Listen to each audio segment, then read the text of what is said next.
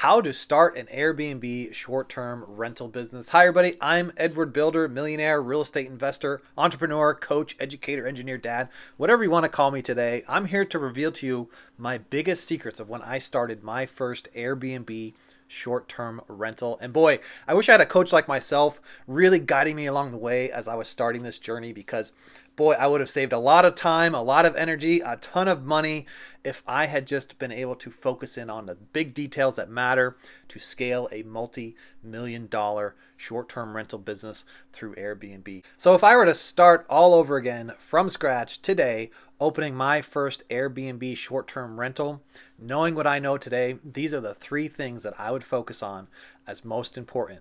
Like, where is the best location to start my first Airbnb? Second, how much money will it cost me?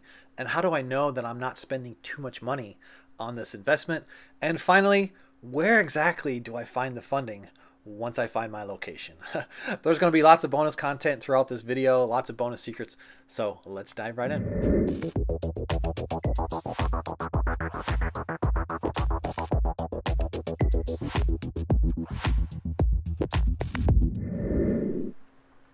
Okay, what exactly is a short-term rental?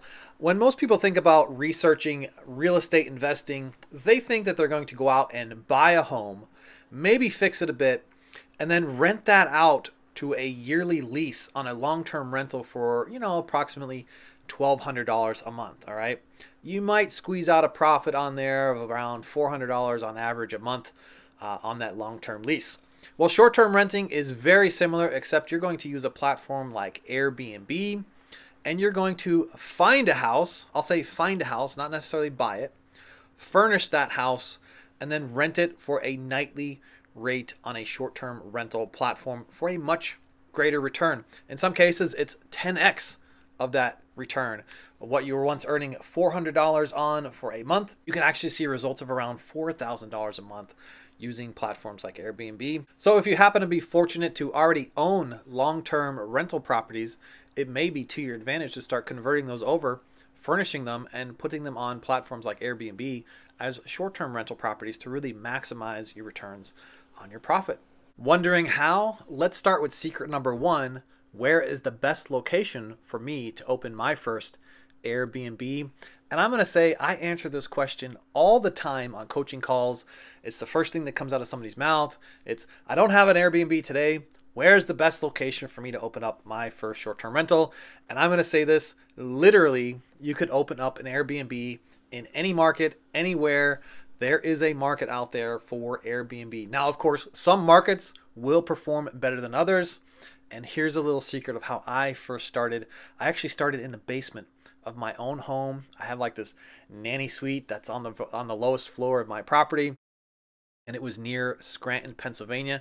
I only had that property open on Airbnb for 3 weeks, saw a ton of profit come back to me. I saw a major return come back to me. So I said, how do I start scaling this process up? And I started looking to other avenues for me to go out and start opening more short-term rentals. Now, some of you may be fortunate to already own things like ADUs, accessory dwelling units that are currently on your property, or maybe you have nanny suites or mother-in-law suites, whatever you want to call them, that you can convert by furnishing it right away and getting it listed on the Airbnb platform. Simply list the price of your ADU or nanny suite as compared to what the values are at your local hotels. Or you could use a tool like AirBNB. Simply type in your location and it'll give you an average nightly rate that you could list your property on Airbnb and get started. Now, maybe that's not your cup of tea. Maybe you don't necessarily want people staying with you at your property or near your home, and you want to get more creative. You could actually go out and start purchasing real estate, go out and buying real estate, or I'll use this other term. You could go out and find yourself real estate. And I say find loosely because you could actually lease a piece of real estate through rental arbitrage and then rent it for a monthly return. Which brings me to secret number two. How much money does it exactly cost to open my first Airbnb? Now, if you already do own that property, you could furnish that property for anywhere between $10 and $15 per square foot. I suggest $10 to $15 per square foot because you don't necessarily want to run out and Facebook shop and marketplace shop or Craigslist shop, because it will slow you down in the scaling process.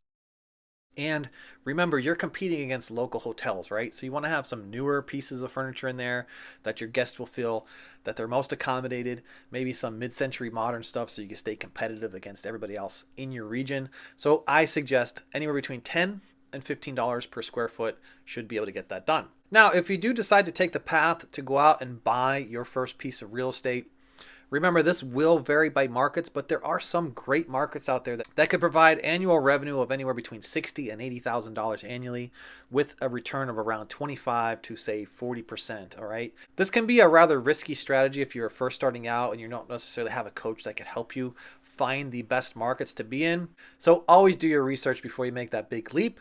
And you can always post your questions right here to my channel, or join me in some of my coaching sessions and we can help you get that done.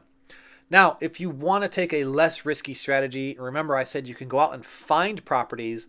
These are properties that you're going to go out and lease through a rental arbitraging model. Now, I'm not going to explain exactly what rental arbitrage is. I have plenty of other videos out there that you could look up on what exactly rental arbitrage is. But this allows you to dip your toes in the water and check out what your local market is like, or some other market that you're trying to enter, by simply renting the property and then listing that property for a nightly rental rate on platforms like Airbnb. I actually started my first rental arbitrage literally with a $50 bill before I scaled up to this multi-million-dollar business that it is today. Most average properties that you're going to acquire, you can get it done for around $3,000 and still see a generous return on that investment. And of course, you could always check out my crash course on Airbnb found in the description if you'd like more details on how to get this done. That course is offered right now at a discount. Okay, now secret number 3 is a good one, okay? Where exactly do you find the funding once you find the property, okay? And it's always best to leverage OPM. OPM, other people's money, all right? But before you go out and start asking other people to give you money, you need to come up with a very clear and intentional plan, okay? Start first with your inner self and come up with a plan of exactly what you want to do, exactly how much money you want to raise, exactly what you intend to do with that money, and how you plan to move it forward to scale up this business. Because when you start asking people for money, they're always going to want to ask when they're going to get their money back, all right? Now, here's a really cool tip that I heard from a mentor, and this is to go through your cell phone. Let's say you have 100 contacts in your cell phone, all right, and you already have your plan established in your head. Be specific on what you need to raise and call all of those 100 people. Maybe you only need to find 10 people to give you $500 to raise $5,000. And remember, be intentional. Tell them, I'm trying to raise $5,000 because I'm starting this new business, rental arbitrage business, and I want to start to scale fast, but I don't have the $5,000 to get myself off the ground. Are you in? And here's a little key detail. Don't tell them that you're going to pay them back immediately. Like, don't say, hey, look, in 3 months, 4 months, 5 months, you're going to get all your money back. Be intentional and say, hey, I'm going to pay you back in a year because I want to scale this thing off the ground. I want to take all my profits. I want to keep rolling it forward, and I want to grow and scale as quickly as possible. Once I get my next $5,000, I want to put it onto the next property. And then once I get $10,000, I want to put it onto the next 2 properties, and so on and so forth. And I will get you your money back within a year's time. All right. Now, I'm not endorsing always trying to go out and find rental arbitrages as the best path forward, okay? But once you start to accumulate money while you're sleeping, this money just shows up for you, and you start to accumulate more and more of it through the rental arbitrage business, you could actually go out and start acquiring the properties. You basically just take that money and use it as down payments and start buying the properties, because you do have a lot more control over properties that you own versus what you're out there leasing and renting from somebody else, all right? Next big secret: join a real estate group. If you have good, clear intentions, there's always somebody inside of a real estate group that really just wants to find somebody to partner with, form some type of joint venture, partner with that person, and go out and start to tackle properties together. Maybe they just want to be a funder and they were looking for an operator, and you're the person that they want to move this thing forward for them. So I promised you all a bonus secret, and here it comes. If I had known this much sooner, I would have scaled so much faster. And that is, start establishing business credit. Okay, it takes a few months to establish business credit, and I will have plenty of videos that I will post around here somewhere. Click on those links and go check out how to start building business credit. I literally stopped using my personal credit and started using business credit only because I was really killing my utilizations by putting all these furnishings and all this stuff on my personal credit, and it was driving my credit score down, okay? But once you start establishing business credit, you can literally build millions of dollars in business credit like I've done today and start using that to scale your business up. You could take down leases with this business credit. You could buy furniture with this business credit. You could do so much, much more with having business credit. If I had done this before, I would have scaled much, much faster, and you should start this right now. You do need a business to get it done. So go out and register yourself as a business and start establishing business credit.